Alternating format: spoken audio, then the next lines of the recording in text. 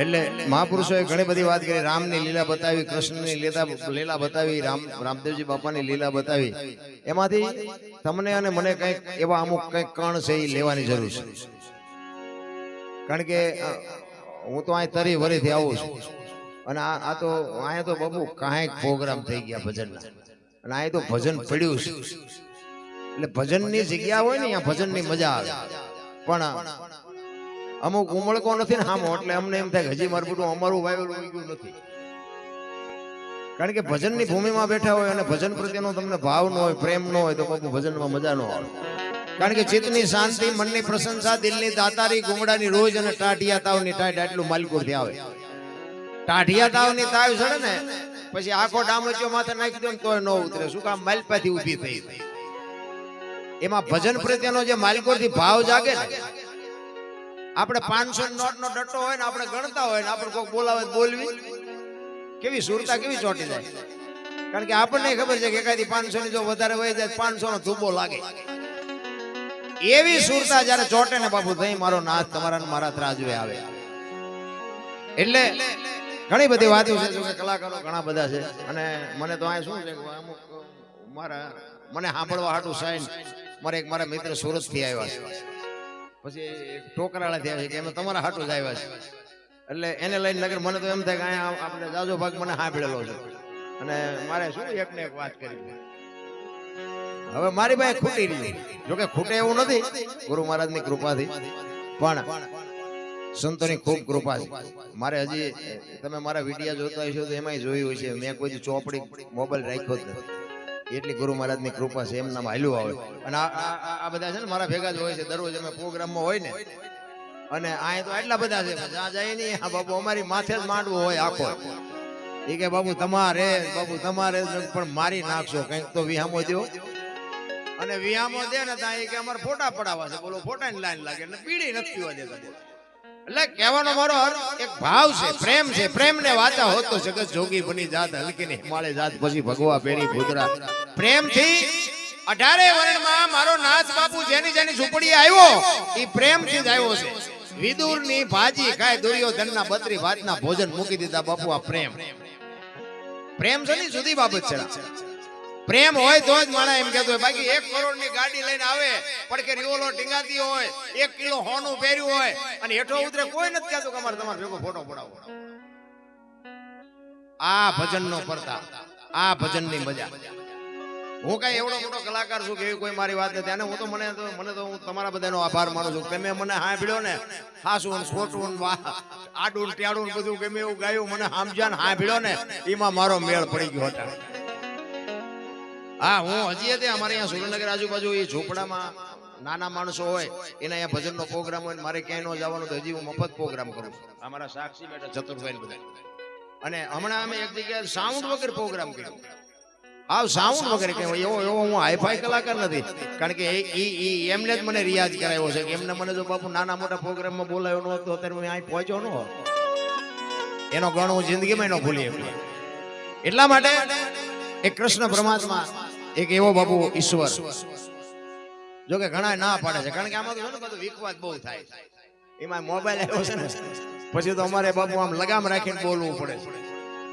સારું છે ગાખું પશુ ન થઈ જાય સારું. એટલે એક સંત કહે છે, માગણ ચોરે મન હરે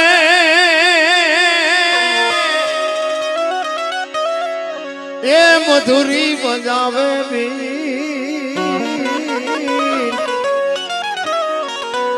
ધન ભાગે આહિર તણા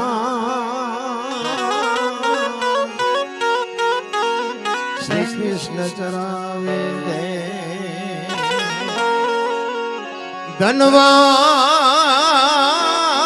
ધનભાગ આહિર તણા ઓ તો કૃષ્ણ ચરાવે દે. મથુરાની જેલમાં બાપુ અખિલ બ્રહ્માંડનો માલિક જેથી જન્મો અને વસુદેવ મહારાજ બાપુ ગોકુળમાં મૂકવા જાય કંસની બીકને લઈને. અને કંસ બાપુ એટલો બધો પ્રકોપ હતો કે ગોકુળમાં મૂકવા આવ્યા ને પણ બાપુ મોટી મોટી મેળીઓ વાળા ના પાડી દીધી કે આય નહીં આય નહીં આય નહીં. એ તો અત્યારે બધા પુણ્યમું ભરે.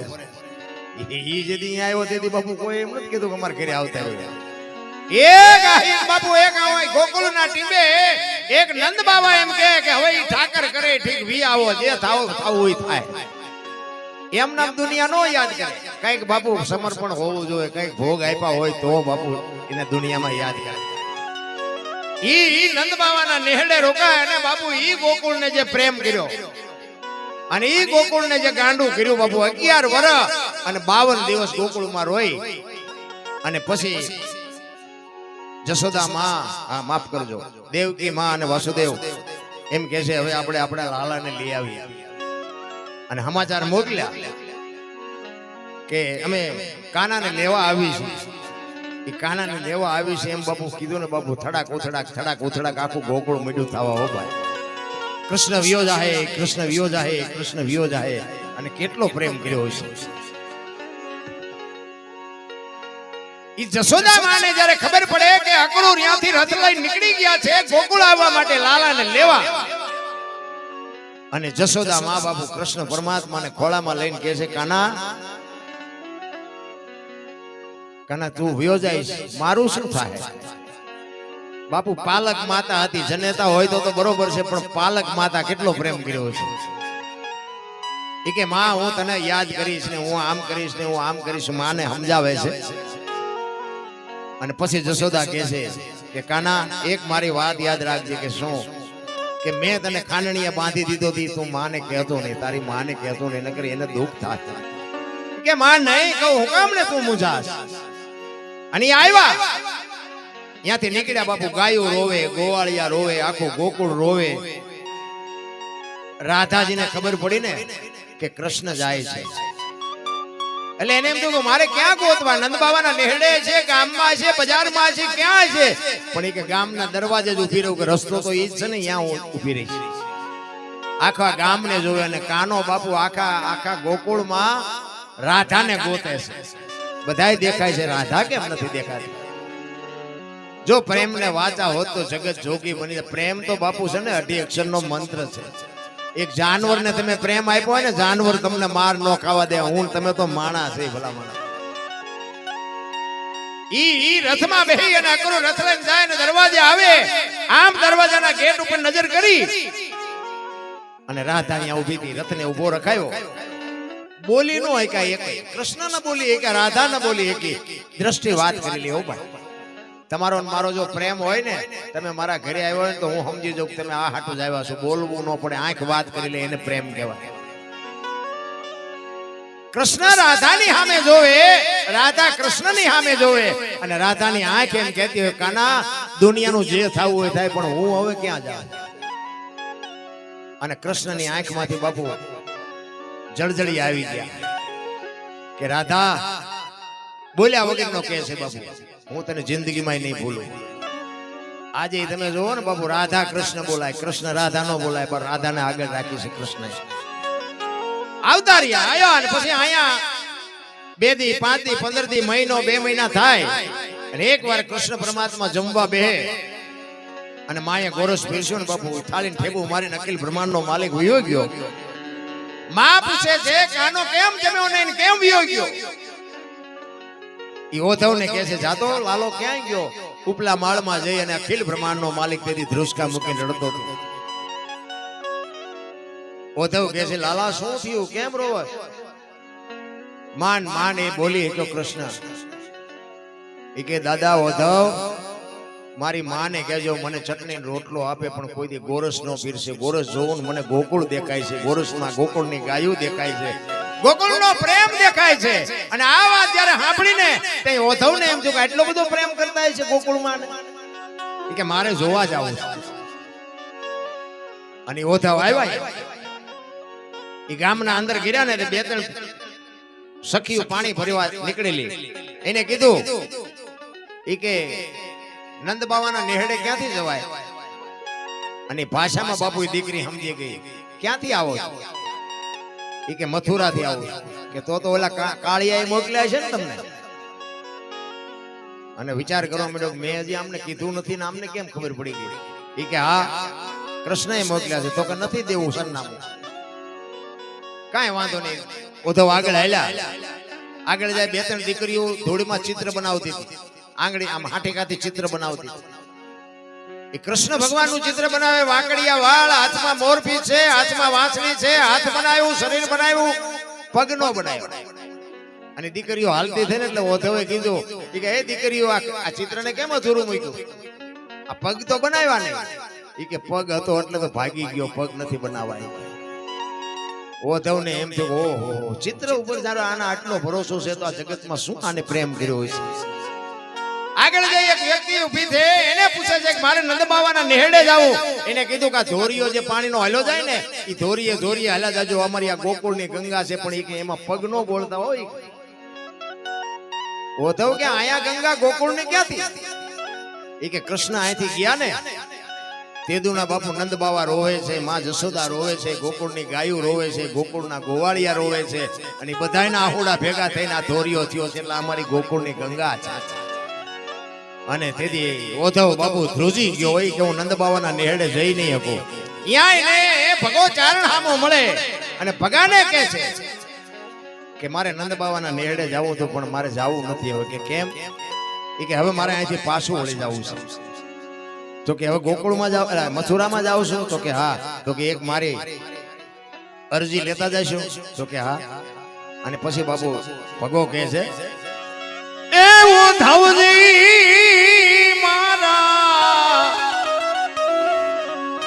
મારા વાલાને ઓઢીને કહેજો માને તો. એ કે બહુ નો વટતા. એ કે જો માને તો મનાવજો. બાપુ જોવો તો ખરા એને ભલામણ કરી છે. માને તો મનાવી લેજો રે એવો ધવજી એમ મારા વાલાને વઢીને કહેજો. એ વઢીને કહેજો.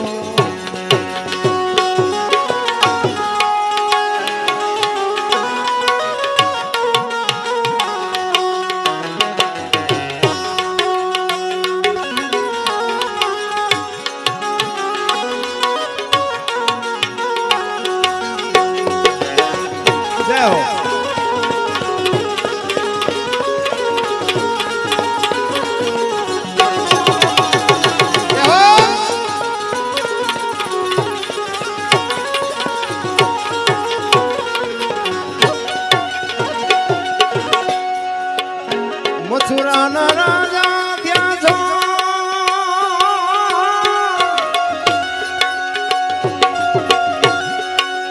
ગોવાળોને ભૂલી ગયા છો.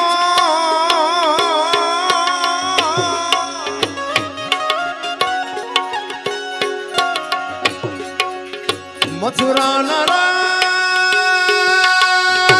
ત્યાં છો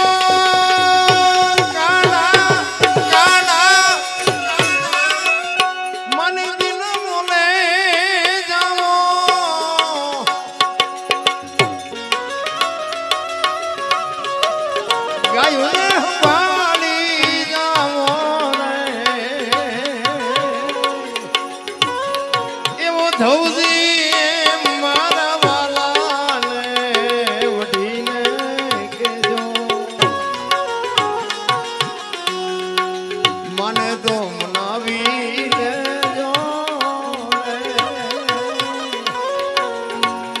એવો ધૌજી એમ મારા વાલાને વઢીને કેજો એ વઢીને કેજો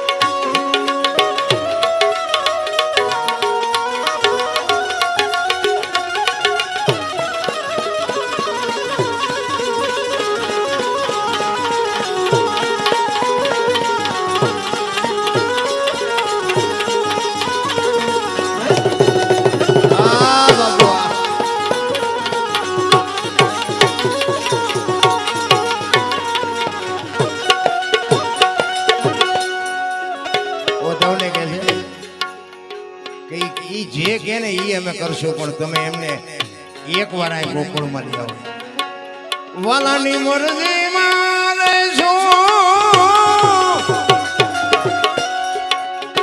જે કે તે લાવી દઈશું વાલાની મરજી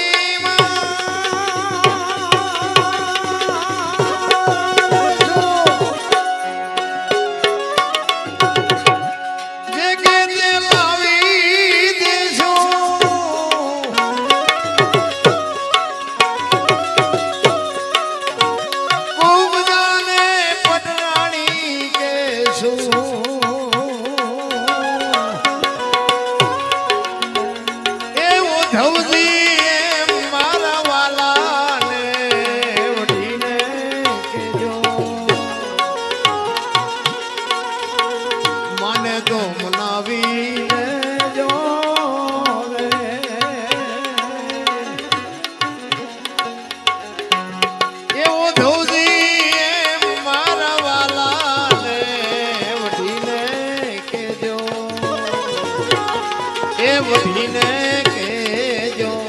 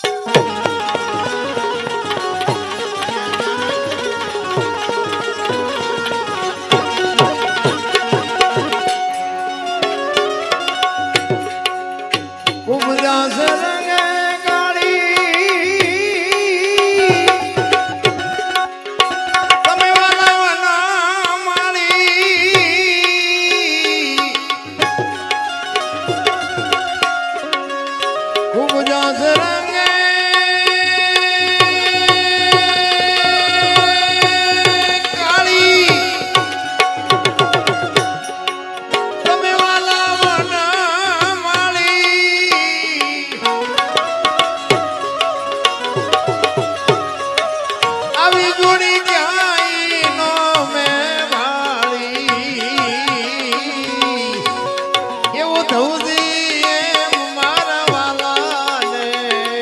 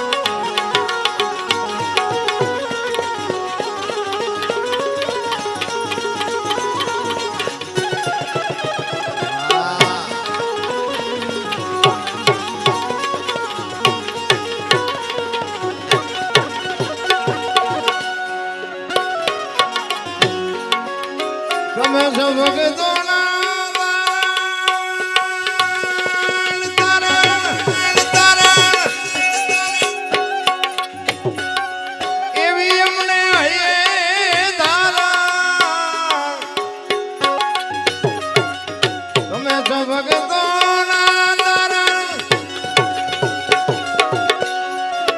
એવી મને હૈયે તારા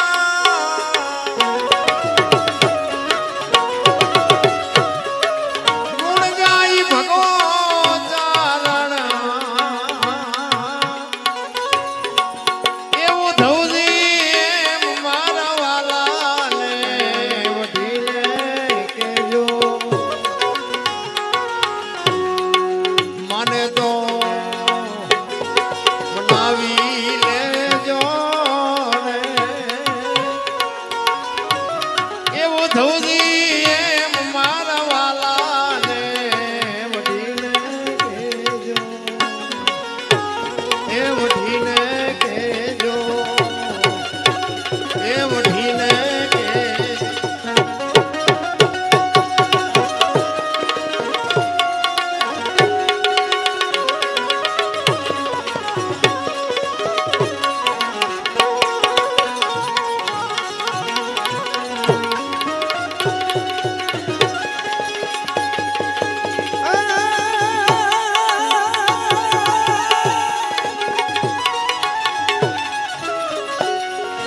આજ ગોકુળ કેરે ગોંદરે જો હમીર નો હોત હયા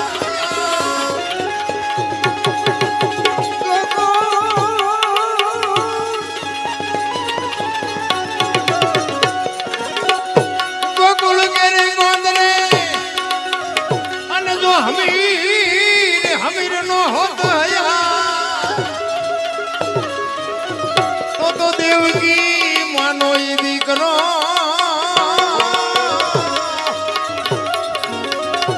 એ ઓલા કંસના હાથે કપા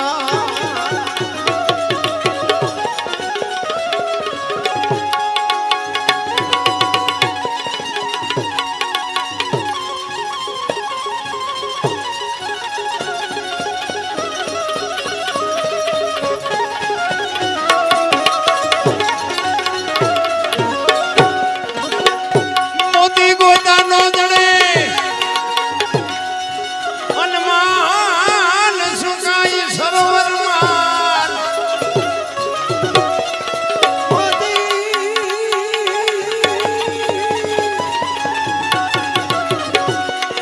મોતી ગોતા નો જડે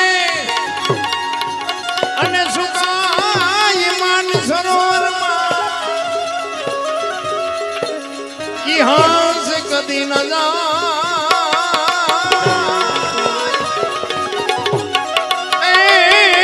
એનો કાંઠો ઈ છોડી કાગડા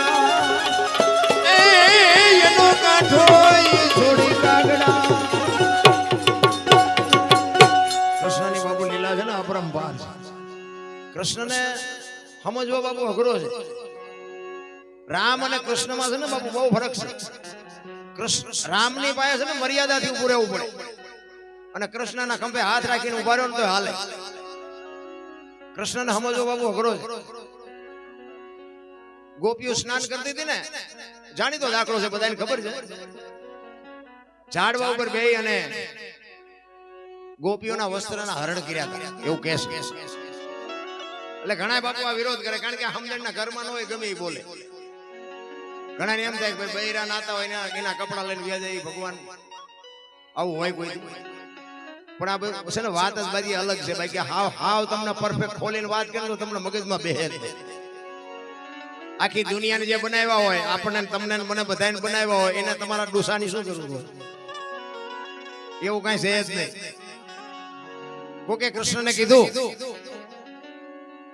કે આ ગોપીઓ નાતી હતી ને એના વસ્ત્રનું હરણ કરવાનો તમને શું ફાયદો થયો એ કે ફાયદો મારે બીજો કાંઈ નહોતો પણ મને ખબર હતી કે આગળ ઉપર દ્રૌપદીના ચીર લૂંટાશે ને તેથી મારે વસ્ત્ર પૂરવા પડશે તેથી મારી પાસે નહીં હોય તો આવડા કામ આવશે હાથા કરીને મોકલી દેશે કે દ્રૌપદીના ચીર પૂરવા આટો આ તમને મને ખબર ન હોય અખિલ બ્રહ્માંડનો માલિક છે ભલામણ એને હજી આપણે સમજી જ નથી એકવાર નારદજી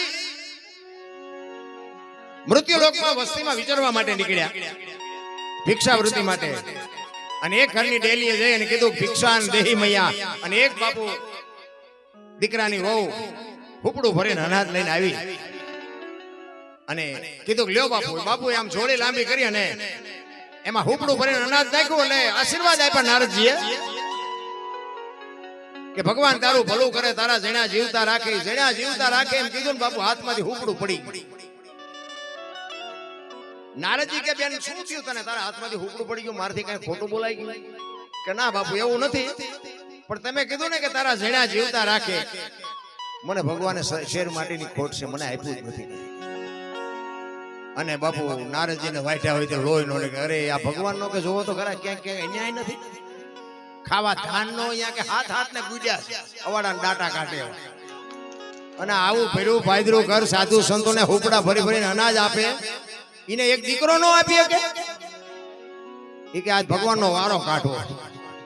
ગયા ભગવાનને કે કૃષ્ણ પરમાત્માને નારદજી કહે છે પ્રભુ મારે એક તમારી પાસે ફરિયાદ કરવી છે. કે શું? કે ખાવા ધાન નથી, પહેરવા લુગડું નથી, અહીંયા હાથના ઢગલા કર્યા છે. હું એક ગામમાં ગયો અને એક બાઈ તમે જોવો તો ભર્યું ભાદરું ઘર હુપડું ભરીને મને અનાજ આપ્યું, તારા અહીંયા ખોટ છે આવડી મોટી, એક દીકરો તું નો આપી ગયા. કૃષ્ણ પરમાત્માએ કીધું કે નારદ હજી સાચી વાત ની તમને ખબર જ નથી. ઈ કે કેમ? ઈ કે હું વાત કરીશ ને તમે સાંભળી નહીં શકો, છાતી ઉપર પાણો રાખો જ રાખો. ઈ કે કેમ? ઈ કે આ જન્મમાં નહીં, એને 7 જન્મમાં બાપુ સંતાનનો યોગ નથી, 7 ભવ સુધી એને સંતાન નહીં થાય. અને ભાઈ નારદજીને એમ થયું ઓહો આ બાઈનું શું કરમ હશે, 7 ભવ સુધી એક સંતાનનો યોગ ન હોય, આવડું મોટું આને શું કરમ કર્યું છે. અને બીજી વાર આવ્યા નારદજી જ્યારે ઈ ફળિયામાં 7 દીકરા રમતા હતા એટલે નારદજીને એમ થયું કે આ ભગવાન તો ના પાડતા હતા કે 7 ભવ માને છે ને એટલે આ દીકરા પાડોશીના હશે, કોઈ ફળિયા બાજુના હશે, આ એના નો હોય. એટલે બેને હુપડું ભરીને અનાજ આપ્યું ને એટલે નારદજી આશીર્વાદ આપ્યા એ કે બેન આ પારકા છોકરાને તું મોટા કૃષ્ણ ઉછેરસ ને એનું ફળ તને આવતા જન્મમાં મારો નાથ ચોક્કસ આપશે. તેથી બાપુ એ માં કહેતી હતી કે મહારાજ શું બોલો છો, આ પારકા નથી, આ હાથે હાથ મારા છે, આની જણનારી જનેતા શું, 7 દીકરા હાથે હાથ મારા છે. અને નારદજીને વાટ્યા હોય તો લોહી નો નીકળે. ઓલો કે 7 ભવમાં કઈ નથી થાય એવું નાની એક અરે હાથ. અને ગયા ભગવાન ભાઈ કે ભગવાન અરે બાજી જ લેવું આ આપણે ઈ મથી છે સમજણ છે ને ગમ્યા બાજવા મંડી છે. આ આપણે ડખા જ્યાં થયા છે અત્યારે આ મોબાઈલ ના માધ્યમથી સમજે. આ અમારા વિડીયોમાં હું ક્યારેક કોમેન્ટ વાંચું ને કાનના કીડા ખરી જાય એવું લખ્યું. હવે અમને એમને કોઈ સાંભળતું નથી ને અમે બોલી સાંભળી જોઈ હકતા નથી. હવે આ પીડા કોને કેવી? આમાં આવતા નથી, એમનો ફોન નંબર દેતા નથી. અને એવું લખે આપણે એમ થાય તારું બૈરું તને ટેમે રોટલો નથી દેતું ને અમારું હું લોહી પીવર્યું. અહીંયા કહીને જે કરવાનું ઈ કૃષ્ણ પરમાત્માની પાસે નારદજી આવે એ કે ભગવાન અરે બાજી લેવું છે. એટલે આમ નારદજી આવતા હતા ને ભગવાન બેઠા હતા ને એટલે એ તો બાપુ તનકી જાણે મનકી જાણે જાણે જિંદગી ચોરી એનેથી શું છુપાવવું આખા જીવનની જેને હાથમાં દોરી ઈ સમજી ગયા કે આવે છે ને ફરિયાદ કરવા જ આવે છે ને હમણાં મારું માથું ખાઈ ગયા. એટલે કૃષ્ણએ આડા પડી ગયા અને આડા પડી ગયા જે આમ રૂમ ની અંદર નારદ ગિર્યા ને તરત જ કૃષ્ણ પરમાત્મા ઉપર અરે નારદ હું ક્યારનો તારી રાહ જોતો, મને પેટમાં એટલી વાઈટ ઉપડી છે કે હું તારી જ રાહ જોતો. વૈદ્ય આવીને કીધું કે માણાનું કાળજું ક્યાંકથી લઈ આવો તો મટે એવું છે ને કે મટે એવું નથી, તું કઈક વ્યવસ્થા કરી, હું તારી ચાંદનો રાહ જોતો હતો. નારદ ને ઓલી વાત મગજમાં નીકળી કે તમને પેટમાં દુખે? અરે મારા બાપ તમે તો અખિલ બ્રહ્માંડના માલિક, તમને પેટમાં દુખે તમને કઈક થાય છે તો આ દુનિયાનું શું થાય છે? હું એટલે તો તને કહું છું તારી જ રાહ જોતો હતો. ઓલી વાત ને બાપુ લીડાટ મારી દીધી. ઈ કે પણ કાળજો, ઈ કે તું જા ગમે ત્યાં દુનિયામાં જા પણ તું કાળજો લઈ આય. નીકળ્યા નારદજી ઓ ભાઈ ગામે ગામ રખડે, એ કોઈની પાસે છે કાળજો, એ કોઈની પાસે છે કાળજો, અમારો ભગવાન બીમાર પડ્યો છે, કાળજાની જરૂર છે. એમાં ગિરનાર ભવનાથ તળેટીમાં બાપુ નીકળ્યો ને એક રૂખડીયો બાવો બેઠેલો. એને કીધું કે એ બાપુ શું રાડ્યું પાડો? એ કે ભાઈ કાળજો જોવે, અમારા ભગવાન બીમાર પડ્યો છે, એના આટલું વૈદ્ય કીધું છે કાળજો હોય તો મટે. તો કે કાળજો જોઈ છે ભગવાન માટે? તો કે હા. તો કે સરી બરી લાવ્યા છો? હા. કોકના કાળજા કાઢવા સરિયું હારે જ હોય. એ તો આપણે મરવું હોય તો ઉપાધિ છે. કોક ને મારવામાં ચા વાંધો જ છે. ઉશીના હથિયાર લઈ જાય. એ કટાર આપી અને બાબુ ભાસ લઈને પેટમાં મારીને કાળિયું કાઢીને કીધું કાલ્યો લઈ જાઓ. આજ આ એક આપી છે ને કદાચ જો ભગવાન હાજો ન થાય ને કાલ ખટારો ભરીને જોતો હોય તો ખટારો ભરીને આપશું. કાલ વી આવજો. અને હાથમાં કાળિયું લઈ અખિલ બ્રહ્માંડના માલિક પાસે આવે. એક હાથમાં કાળિયું, એક હાથમાં કટાર અને લોહી લોહાણ લુગડા. અને આમ કૃષ્ણ પરમાત્માએ જોયું ને કીધું કે આને કોકને બુડી નાખ્યું.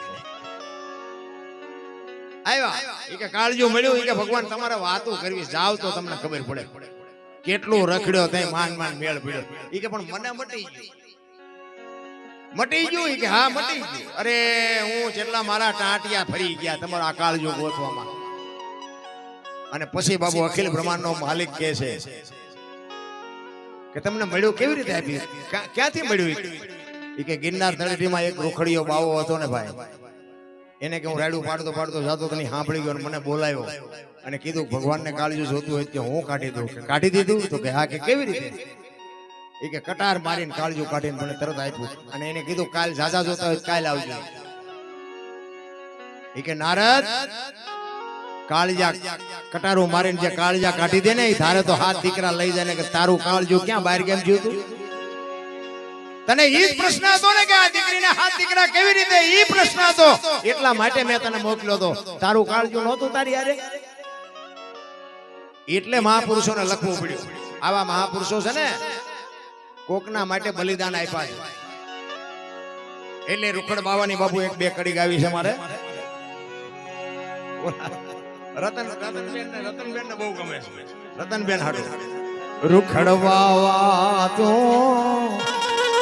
એ હળવો હાલવો હાલજો,